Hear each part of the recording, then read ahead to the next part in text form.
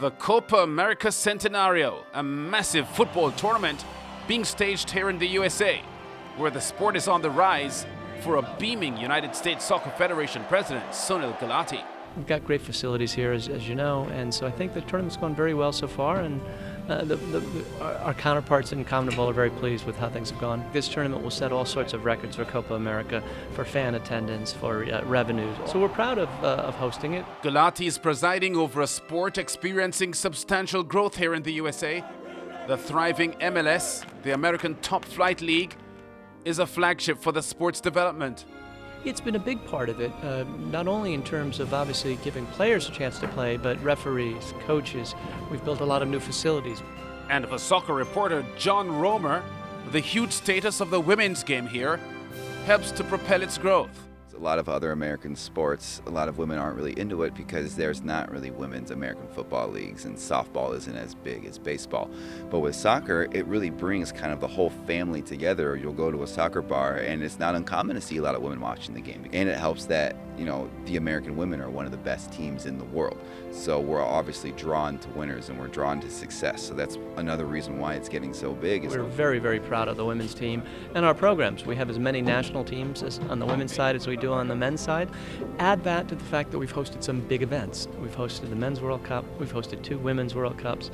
The Gold Cup is here almost every year, except for one, this event. So I think those 2 things, as well as changing demographics in the United States, have helped us.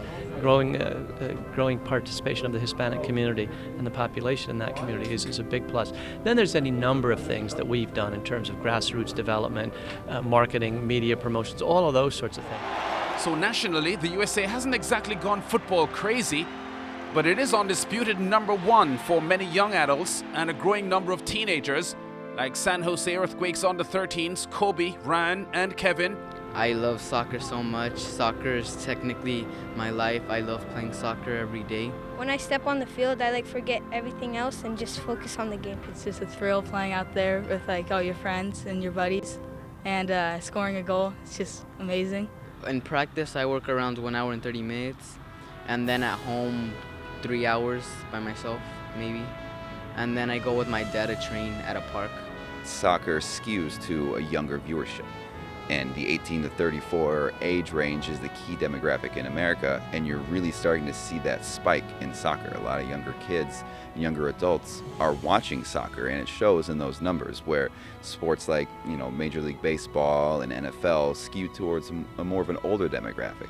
Now, football gets some votes here in the USA because when you go to watch a soccer game, the star player is on the field the entire time. You watch another American sport, a pitcher might only pitch once a week, or a baseball player gets 4 at-bats, or LeBron James is coming in and out. But if you're watching a soccer game, the player's on the field the whole time. He's not wearing a helmet. You can see his face, and they're relatable. They're not 6'10". It's something that's more relatable and easier to access and kind of get in touch with as an American.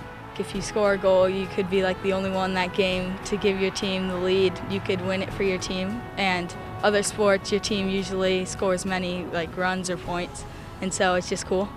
And increasing television coverage has given a considerable boost to soccer, as they call it here. And when I was growing up, I never got to watch the greats like Zidane or even players like Ronaldinho.